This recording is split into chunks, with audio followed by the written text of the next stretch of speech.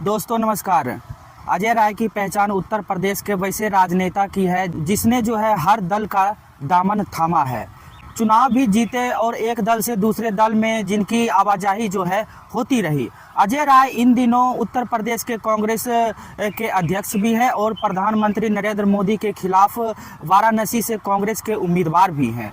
इन दोनों भूमिकाओं में से वे कितने कामयाब होते हैं ये चुनावी नतीजों से जो है तय होगा। लेकिन इतना तय है कि कांग्रेस ने उन्हें उत्तर प्रदेश का अध्यक्ष बनाकर उनकी राजनीति हैसियत काफ़ी जो है बढ़ा दी है। ये पद जो है उन्हें कुछ ही महीने पहले तब मिला जब राहुल गांधी की भारत जोड़ो यात्रा के बाद विपक्षी दलों ने कांग्रेस की जो है अगुवाई में बीजेपी के खिलाफ एक प्लेटफॉर्म तैयार किया और उसका नाम जो है इंडिया गठबंधन रखा। हालांकि उत्तर प्रदेश की राजनीति में कई लोग यह भी पूछते हैं कि आखिर अजय राय को कांग्रेस ने उत्तर प्रदेश जैसे बड़े राज्य का जो है अध्यक्ष कैसे बनाया। यूपी में अपनी खोई हुई हैसियत जमीन पाने के लिए कांग्रेस जो है लगातार वहां पर प्रयोग करती रही है। वहीं कुछ जानकार कहते हैं कि अजय राय की अपनी खुद की एक जो है अलग हैसियत है, एक अलग जो है व्यक्तित्व है। उनकी छवि जो है एक ताकतवर और आक्रामक नेता की है जो राहुल गांधी की मौजूदा उग्र की कार्यशैली में जो है ज्यादा सटीक बैठती है। ऐसे में कांग्रेसी राजनीतिकारों को लगा कि ऐसा चेहरा उनके लिए जो है मुफीद होगा।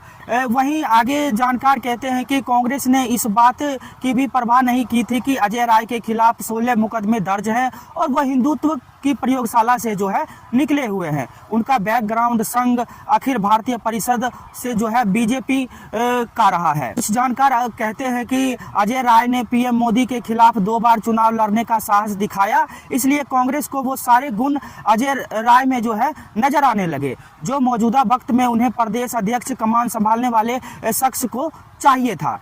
कांग्रेस और सपा इस बार उत्तर प्रदेश में मिलकर चुनाव लड़ रहे हैं। वहीं कांग्रेस को जो है 17 सीटें मिली हैं, जो कुछ विश्लेषकों की जो है राय में उत्तर प्रदेश में कांग्रेस की मौजूदा राजनीति शक्ति की तुलना में जो है कहीं ज़्यादा है। ऐसे में सवाल उठना लाजमी है कि आखिर कांग्रेस 17 सीटें पाने में कामयाब कैसे हो गई। कुछ राजनीतिक विश्लेषक जो है इसका श्रेय जो है यूपी कांग्रेस अध्यक्ष राय को देते हैं। हालांकि ये कहना मुश्किल है कि सीटों की बातचीत से लेकर किसकी क्या भूमिका जो है रही होगी।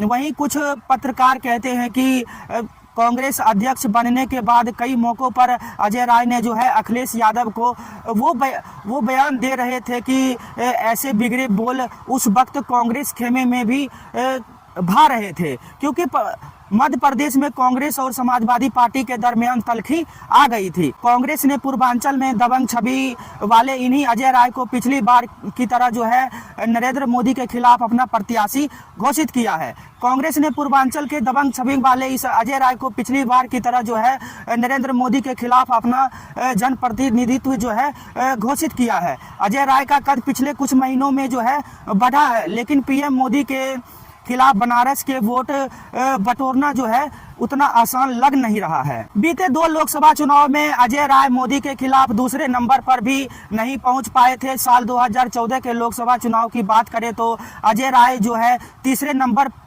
पर थे।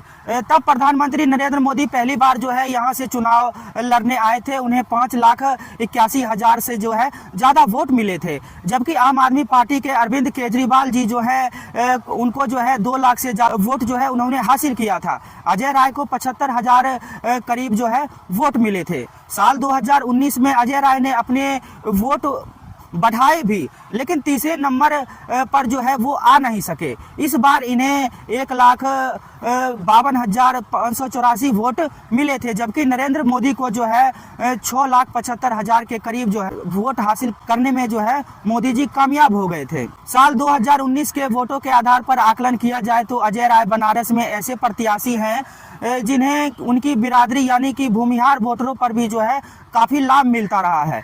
यह उसी का परिणाम था कि 2009 में कोलसला विधानसभा उपचुनाव में उन्हें जो है निर्दलीय जीत हासिल हुई थी। साल 2024 में पिछले वोटों के समीकरण को देखा जाए तो इस बार हालात जो है थोड़े बदल सकते हैं। इस बार यूपी में सपा और कांग्रेस के साथ इस बार जो है यूपी और समाजवादी पार्टी जो है कांग्रेस के जो है साथ है।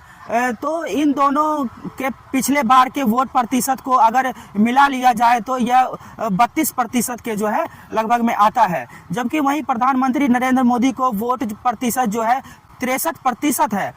पर उनमें भी एक जो है पेच है। पिछले साल जो है बहुजन समाज पार्टी और समाजवादी पार्टी जो है एक साथ चुनाव लड़ रहे थे। बहुजन समाज पार्टी जो है इस गठबंधन से जो है दूर है। कांग्रेस के साथ एक दूसरी मुश्किल ये भी है कि अजय राय को जब उत्तर प्रदेश का जो है अध्यक्ष बनाया गया तो पुराने दिग्गज कांग्रेसियों में तो जो है नाराजगी बढ़ी है। चुनाव से ठीक पहले बनारस के से सांसद रहे राजेश मिश्रा कांग्रेस का दामन छोड़कर जो है बीजेपी में शामिल हो गए हैं।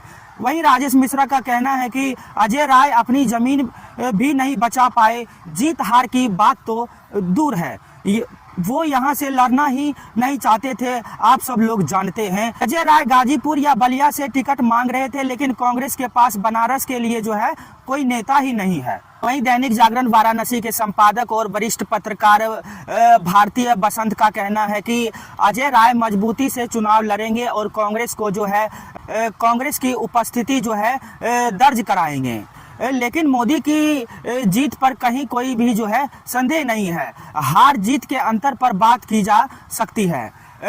हो सकता है कि अजय राय को वोट प्रतिशत थोड़ा बढ़ जाए, क्योंकि वो जुझारू व्यक्ति हैं और इस बार जो है समाजवादी पार्टी के साथ कांग्रेस का गठबंधन भी है। नरेंद्र मोदी को सिर्फ चुनाव नहीं जीतना है, बल्कि उन्हें जीत का रिकॉर्ड भी बढ़ाना है।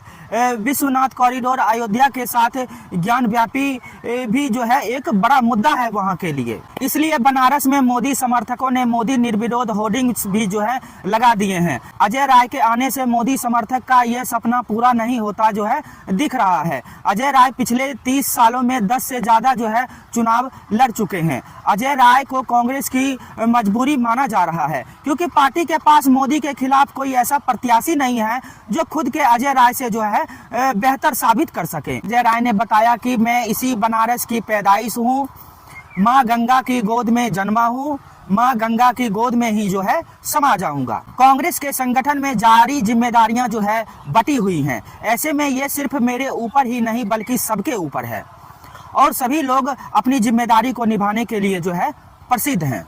90 के दशक में उत्तर प्रदेश का पूर्वांचल गैंगवार के लिए जो है जाना जाता था, जिसका केंद्र बिंदु जो है बनारस था। गोरखपुर में हरिशंकर तिवारी और वीरेंद्र प्रताप शाही हो या फिर गाजीपुर, बनारस से नया नया पनप रहा मुख्तार अंसारी और ब्रजेश सिंह गैंग। अजय राय के बड़े भाई अवधेश राय पर जो है ब्रजेश सिंह और कृष्णानंद राय के साथ थे। ये लोग जो है मुख्तार अंसारी के खिलाफ थे। अजय राय के बड़े भाई अवधेश राय ब्रजेश सिंह और कृष्णानंद राय के जो है साथ थे। ये लोग मुख्तार अंसारी के जो है खिलाफ थे। साल 1991 में वाराणसी के चेतगंज में दिन दहाड़े अवधेश राय की जो है हत्या कर दी गई, जिसका आरोप मुख्तार अंसारी गैंग पर जो है लगा था। 32 साल लंबी कानूनी लड़ाई के बाद 2023 में मुख्तार अंसारी को जो है इस मामले में उम्र कैद की सजा मिली थी। इस लंबी लड़ाई के चलते भी आज अजय राय जो है सुर्खियों में रहे हैं।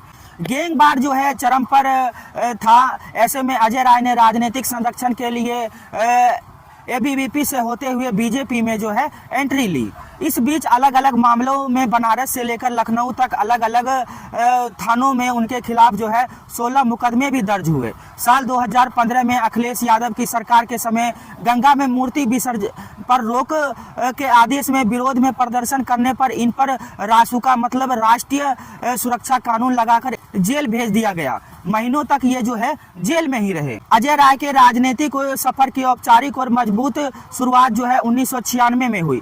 तब उन्होंने पहली बार कोलसला से चुनाव लड़ा और 9 बार के विधायक कॉमरेड उदल को हराने में जो है वो कामयाब रहे।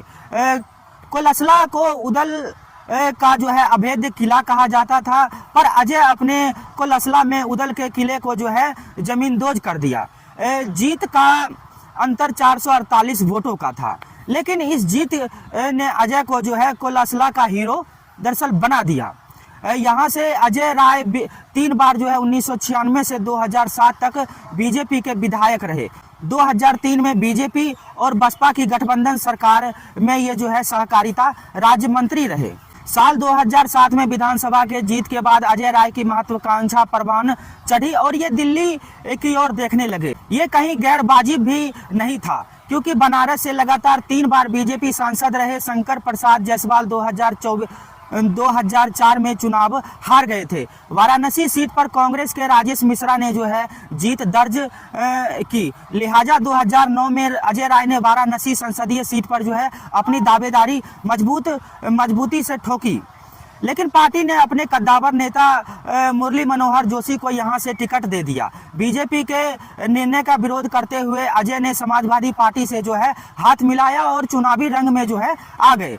इस चुनाव में बहुजन समाजवादी पार्टी के मुख्तार अंसारी ने जो है एंट्री मारकर चुनाव को त्रिकोणीय बना दिया।